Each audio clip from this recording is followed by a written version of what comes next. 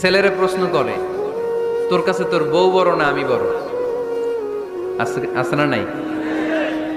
এটা একটা প্রশ্ন হইলো। তোর বউ বড় না আমি বড়? দুইজনেই বড়। তো এক ছেলে সুন্দর উত্তর দিছে, আমার কাছে ভালো লাগছে উত্তরটা শুনে।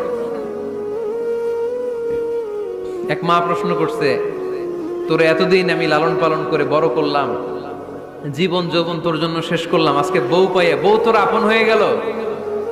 এবার ছেলে উত্তর দিছে, মা, আমার মুখ থেকে মা ডাক শোনার জন্য তুমি কি কষ্টটাই না করছো জীবনে।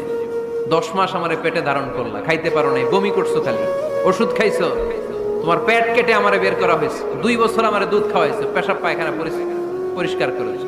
বয়স যখন 3-4 তখন তোমার আমি মা ডাকছি, এই মা ডাকটা শোনার জন্য তুমি এত কষ্ট করছো। আর আরেকবারের মাইয়া এই ঘরে আইসাই তোমার মা ডাকা শুরু করছে। যেই মেয়েটা তোমারে মা ডাকে সে আমার আপন হবে না কেন মা?